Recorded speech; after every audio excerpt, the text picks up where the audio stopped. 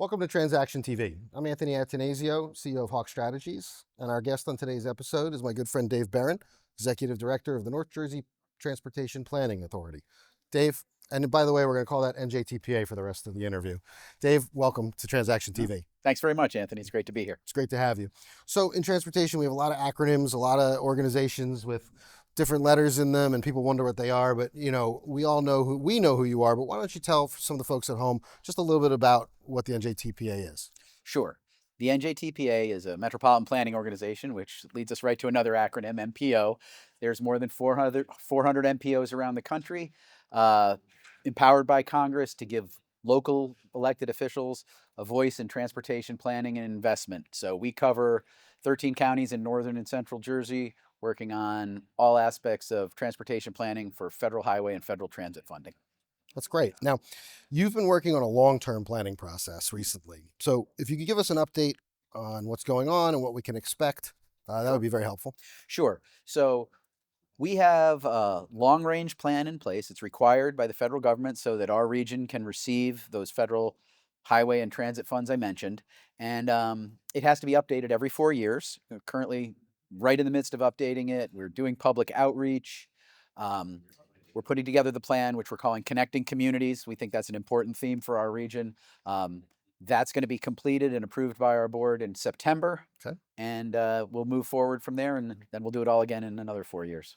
So speaking of doing it again, and the last time you did it, if I remember correctly, the last time you went through this was during the pandemic. Correct. So what was that like, and Yeah, well, a couple little things. One is that right now, as I said, we're in the midst of our public outreach, and it's great to be out there in communities at street fairs and big events like the Cherry Blossom Festival in Branch Brook Park, which we were just at last weekend.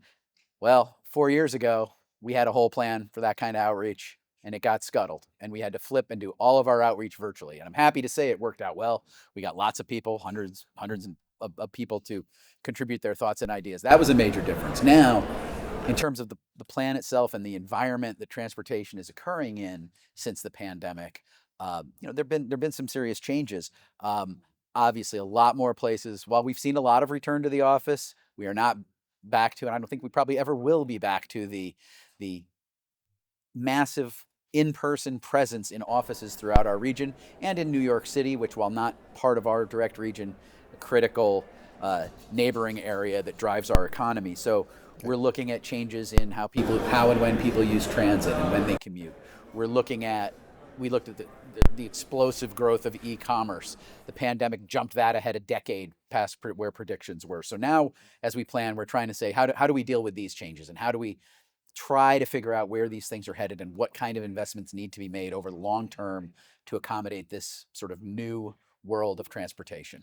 That's great. And it's great that your organization is so flexible. And I mean, everybody had to figure out how to operate during COVID, but to take the lessons learned and to come out of it stronger, that's impressive.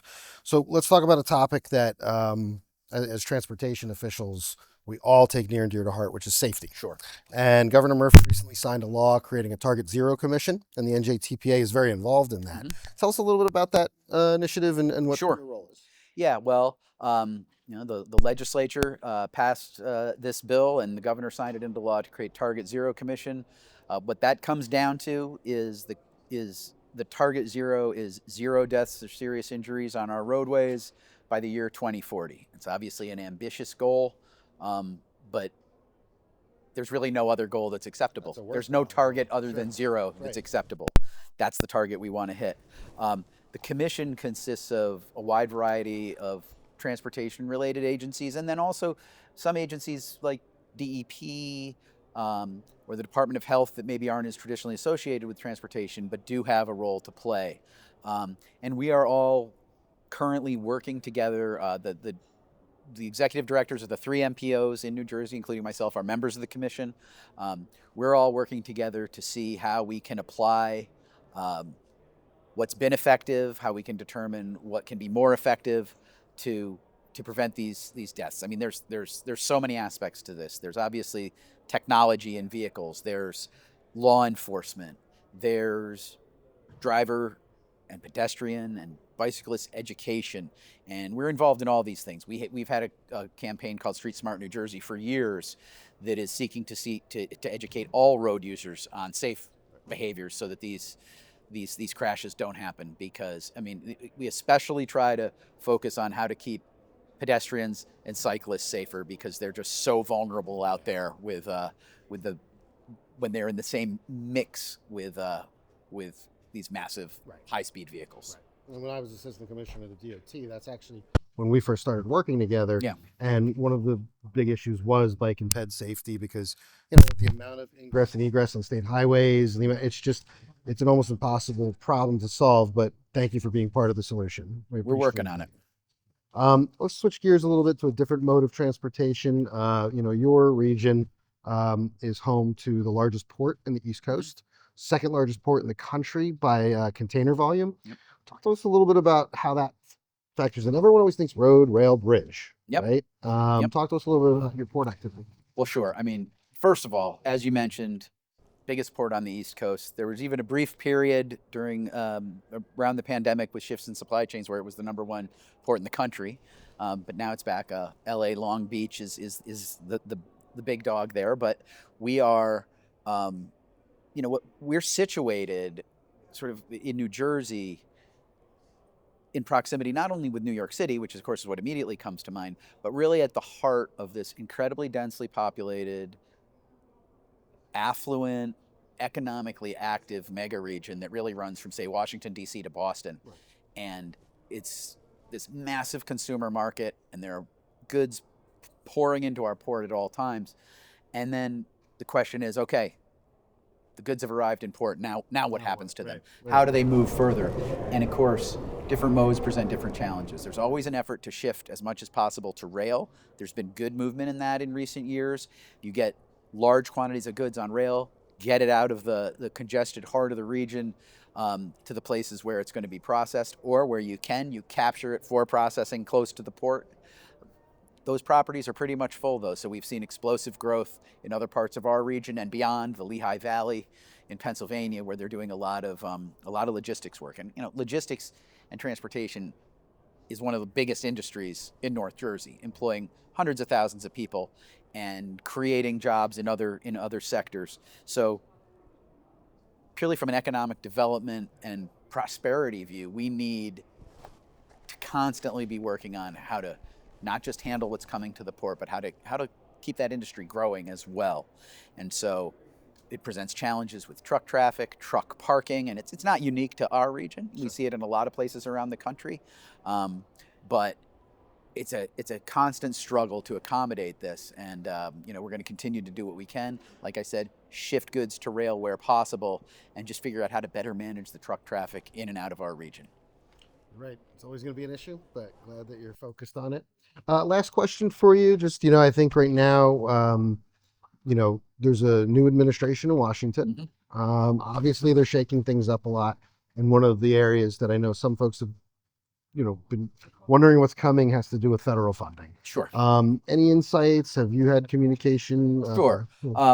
Well, we at the NJTPA, we're members of two national organizations, National Association of Regional Councils and the Association of Metropolitan Planning Organizations. They're both based in Washington, and they look out for the interests of our organizations in DC with Congress and the administration.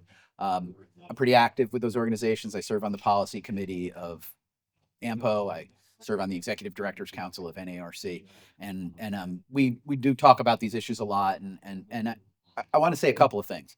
Number one is, I would say, from the MPO perspective, transportation investment, I don't think there's any need to panic right now. The formula funds that come out of the Highway Trust Fund, those are continuing to flow. The continuing resolution that was recently approved by Congress keeps IIJA, well, the previous bill's funding at the levels it authorized, which means a slight uptick each year, as has sort of traditionally happened with transportation funding.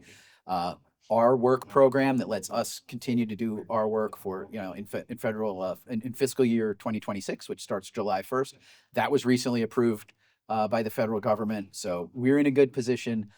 Those things are happening. Are there changes in direction and policy? Yes, there always are. And sometimes, with some administrations, and I would say this is maybe a little more of a more drastic swing in policy than sometimes we might see. But I'm convinced that for the most part, we can keep doing the good planning work we've been doing to improve our region, improve transportation, keep our economy humming. And I'm I'm and that's what I just want to say again. I would say to people, don't panic on the transportation front. That's all I can speak to directly. Right. But we're going to keep moving forward, and I think that we've we've seen over the years that transportation has largely been a more bipartisan area of cooperation than many, and that does continue. And I like to say that certainly see that on our board, which Mhm. we have elected officials from our 13 counties and our 2 cities. I say it's not so much a bipartisan board as a nonpartisan board. They really do work together, and hopefully they can be an example for what they do down in DC. Well, that's very reassuring. And as a former boss of mine used to say, there are no red and blue drivers. There you So go. we're all in this together. So on behalf of the Transaction Conference and myself, I want to thank you for being with us here today on Transaction TV. Thank you for having me. Absolutely. Thank you for the work you're doing at NJTPA. And thank you all at home for joining us. Thanks, Anthony. Really appreciate it. Thank you, everybody.